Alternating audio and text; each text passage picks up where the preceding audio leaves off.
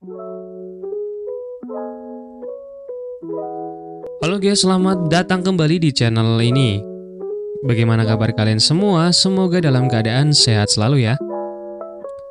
Kali ini saya akan membahas alur film The Naked Gun 2, The Smell of Fear. Film ini merupakan garapan dari sutradara David Schofield dan dirilis pada tahun 1991 dengan pemeran utama Leslie Nielsen yang berperan sebagai letnan polisi yaitu Frank. Film ini merupakan seri kedua dari film The Naked Gun: The Fall of Police Squad yang rilis pada tahun 1988 yang pernah kita bahas pada video sebelumnya. Bagi kalian yang belum nonton, silahkan klik link yang sudah tersedia di pojok kanan atas. Jangan lupa kepada sobat film untuk like, komen, dan subscribe terlebih dahulu. Tanpa berlama-lama, mari kita bahas ke alur cerita filmnya.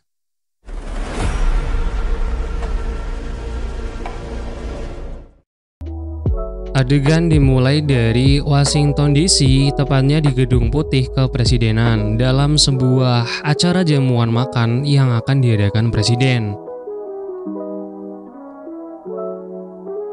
Banyak tamu penting yang hadir dalam jamuan tersebut. Seperti yang kita tahu, di mana ada Frank, di sana ada masalah, guys. Kali ini, istri presiden yang bernasib sial berada di dekat Frank.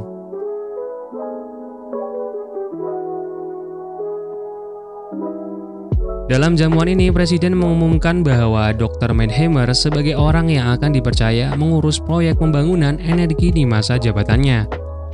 Tentu, beberapa orang ada yang merasa tidak puas, namun enggan mengatakannya.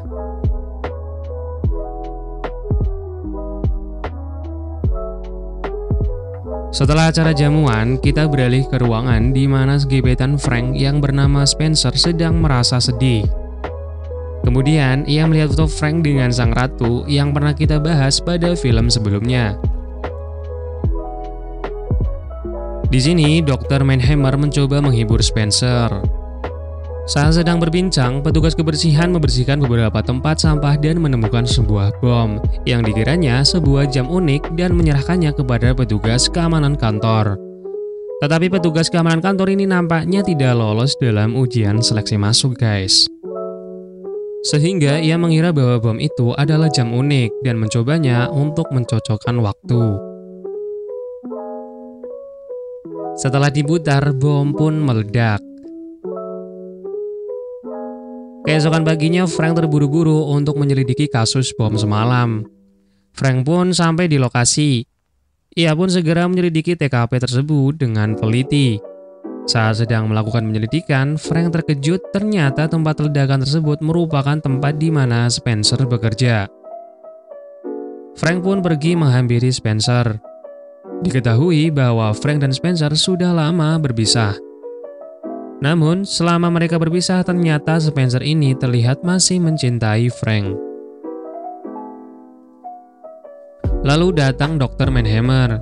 Kemudian Frank ini meminta kepadanya untuk melihat ruangan laboratorium penelitian yang terdapat di bangunan yang sama. Ternyata ruangan ini tidak terkena dampak akibat dari bom yang meledak.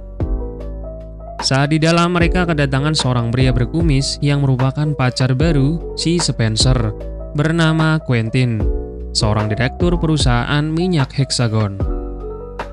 Karena Frank merasa cemburu, ia pun menyindir Quentin dengan kata-kata provokatif.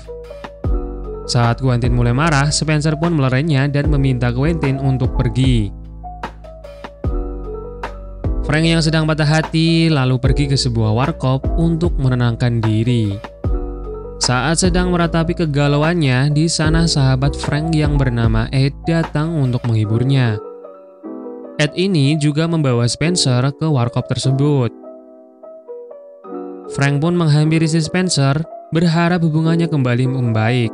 Ternyata si Spencer ini hanya meminta kepada Frank untuk menjadi temannya. Kasihan sekali ya. Dengan rasa kecewa, Frank kemudian menjadi emosi dan membuat Spencer pergi meninggalkannya.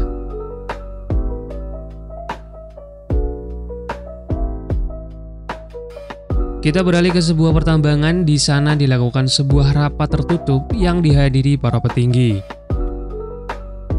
Dalam pertemuan itu, mereka merasa keberatan atas keputusan presiden yang mempercayakan pembangunan energi kepada Dr. Mannheimer, bukan kepada mereka. Akhirnya, karena hal tersebut, para petinggi ini berdebat tentang cara menyingkirkan Dr. Mannheimer. Setelah gagal dengan cara mengirim bom, datang seorang laki-laki yang tidak lain adalah gebetan baru Spencer, yaitu Quentin. Quentin ini merupakan pimpinan dari para petinggi tersebut. Ia juga telah menculik Dr. Mannheimer dan menggantinya dengan orang yang telah dibayarnya untuk menyamar sebagai Dr. Mannheimer.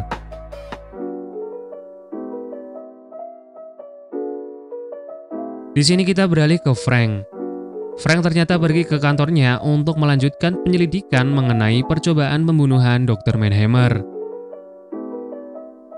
Ia mendapatkan petunjuk, yaitu pelaku dan tempat tinggalnya.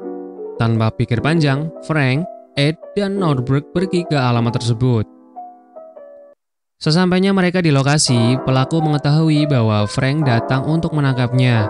Ia pun pergi melalui pintu belakang. Frank dan Ed masuk untuk menggeledah, sedangkan si Nordberg memasang alat pelacak di mobil si pelaku. Sebelum si Nordberg ini selesai memasang alat pelacak, pelaku sudah keluar dari rumahnya dan bersiap pergi dengan mobilnya. Nordberg pun terseret di kolong mobil si pelaku. Frank dan Ed berusaha mengejar mobil tersebut, namun kehilangan jejak karena si Nordberg gagal memasang alat pelacak di mobilnya. Nordberg lagi-lagi bernasib sial, karena setelah lepas dari mobil pelaku, ia kembali tersangkut di mobil yang dinaiki Frank. Ya elah, kasihan banget ya, di kontrak syuting cuma jadi orang yang dibully terus-terusan. Pelaku pun terkepung di sebuah rumah kosong. Namun, karena keberuntungannya, ia dapat lolos dari kepungan polisi. Ya, berkat kepintaran tua bangka ini yang selalu saja membuat ulah dan kekacauan. Bukan cuma melepaskan pelakunya, si Frank ini juga melepaskan seluruh binatang yang ada di kebun binatang kota tersebut.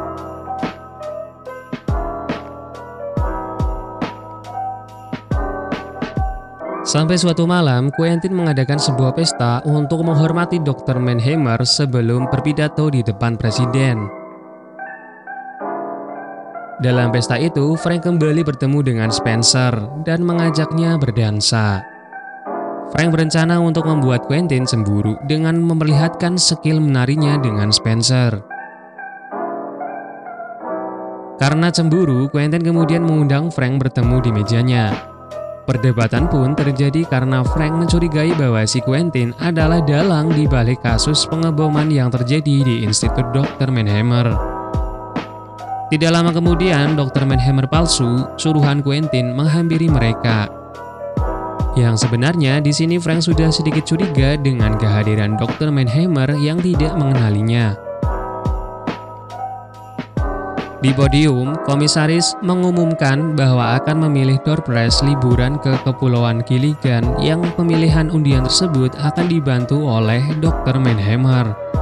Saat hendak menuju ke panggung, kursi roda Dr. Mannheimer tiba-tiba mogok. Alhasil Frank mendorongnya untuk mengantarnya ke podium. Karena saat itu Frank melihat Spencer dan Quentin beradu congor, ia pun lepas dari pandangannya dan menabrak pelayan. Akibat hal tersebut, kopi panas akhirnya meresap dan merebus burung Dr. Mannheimer, juga merusak kursi roda otomatisnya. Dan kekacauan pun terjadi. Berikutnya, Frank datang ke rumah Spencer berniat untuk memperbaiki hubungannya dengan membawa bunga milik tetangganya yang ia curi. Spencer lalu bertemu dan mengobrol tentang banyak hal. Frank membahas Quentin yang ia curigai sebagai pelaku utama kasus pengeboman. Namun, si Spencer ini tidak percaya dan meninggalkan Frank ke kamar mandi. Tidak lama kemudian, pembunuh bayaran yang merupakan pelaku pengeboman datang. Ia datang untuk membunuh Spencer. Tetapi di sini sebelum rencananya berhasil, Frank ini sudah mengetahuinya. Mereka berdua pun adu ayam sampai babak belur dan akhirnya kemenangan telah didapatkan oleh si Frank.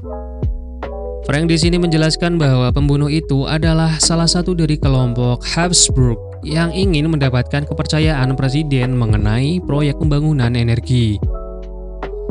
Tetapi karena yang dipilih presiden adalah Dr. Mannheimer, sehingga membuat mereka berusaha untuk menyingkirkan Dr. Mannheimer. Akhirnya, Spencer pun percaya karena merasa Frank ini sangat mempesona dan rela berkorban demi menolongnya.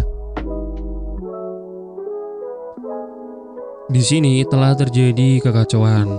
Mereka pun bereksperimen menciptakan makhluk baru yang imut dan lucu. Di malam yang dingin, mereka berdua mencoba membuat asbak dan menggali minyak dengan riang gembira. Frank kemudian mencoba untuk menyusup ke lokasi di mana Quentin melakukan pertemuan dengan komplotannya. Dengan usaha yang keras, akhirnya Frank ini berhasil menyusup dan menangkap basah apa yang telah dilakukan Quentin. Namun, Frank gagal memanggil rekannya karena rekannya Frank ini sangat tolol, guys. Frank pun pasrah disandra oleh Quentin. Tak lama kemudian, rekan Frank, yaitu Ed dan Norberg, menolong Frank dan kebetulan Dr. Mannheimer juga disandra di tempat yang sama dengan Frank. Akhirnya mereka pun bergegas untuk pergi ke pertemuan besar, yaitu acara pidato Dr. Mannheimer palsu di depan presiden mengenai proyek sumber energi yang akan dilakukan. Sesampainya mereka di lokasi, mereka langsung mempersiapkan penangkapan Quentin. Karena mereka tidak dapat masuk ke gedung acara, mereka pun menyamar sebagai penghibur yang akan tampil di acara itu. Emang ada-ada aja ini. Dan berhasil untuk masuk, guys.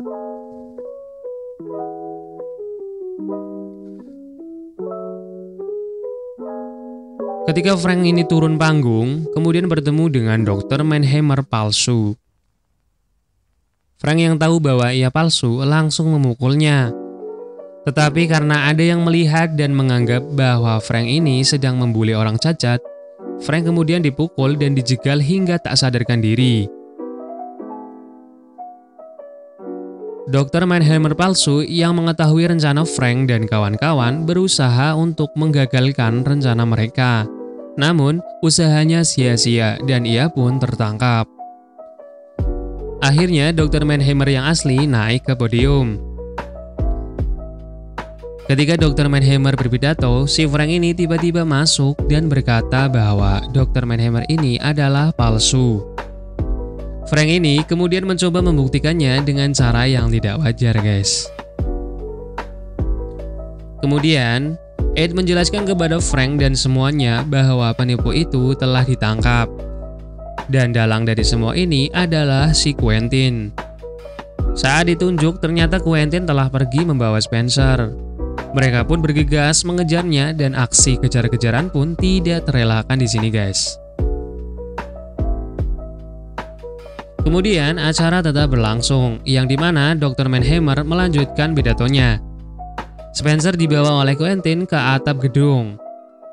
Di sana, ada anak buah Quentin yang telah menunggu dengan berbagai senjata. Baku tembak pun terjadi. Frank dan Ed beradu tembak dengan sangat menegangkan. Sedangkan Norberg mempersiapkan senjata rakitan khas miliknya untuk membantu. Saat Norberg selesai, ia hanya membutuhkan satu tembakan untuk menghabisi semua musuh di depan.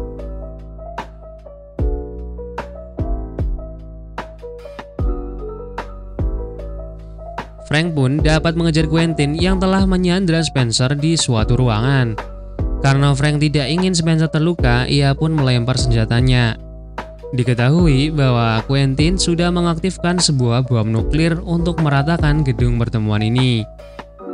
Namun, Norberg datang dengan jiwa Tarzan miliknya yang gagah berani ingin menolong Frank. Dan seperti yang kita ketahui bahwa keapesan selalu bersamanya, guys. Frank yang melihat peluang, kemudian memanfaatkan situasi tersebut dan memukul Quentin serta mendorongnya ke jendela. Dari belakang, Ed datang dan melempar Quentin keluar jendela. Anehnya di sini, Quentin ini tidak mati meskipun jatuh dari gedung. Tetapi ia mati karena dimangsa oleh seekor singa yang dilepaskan Frank saat menjebol kebun binatang. Bom waktu telah berjalan. Frank dan Spencer berusaha mematikan bom tersebut. Segala cara sudah dilakukan, namun belum juga berhasil mematikan bom itu. Waktu terus berjalan dan menyisakan beberapa detik lagi. Frank yang panik kemudian berlari. Tiba-tiba bom tersebut mati. Bom tersebut mati dikarenakan kabelnya terputus saat Frank tersandung dan tercabut dari colokan. Pusing-pusing ternyata cuma tinggal cabut colokan listriknya aja guys. Aduh. Frank mendapatkan pujian dari presiden dan para pejabat. Presiden pun memberikan jabatan baru kepada Frank dan menaikkan pangkatnya di kepolisian. Namun, di sini Frank menolak karena Frank ini ingin fokus bereksperimen menemukan bibit unggul dengan si Spencer. Dan film pun berakhir di sini. Ya begitulah kelakuan Frank si tua bangka yang selalu membuat onar. Nantikan kisah selanjutnya dari si Frank Raja Onar. Semoga alur cerita ini bisa menghibur. Jangan lupa untuk menekan tombol subscribe dan tombol loncengnya. Cukup sekian dan sampai berjumpa di alur cerita film berikutnya.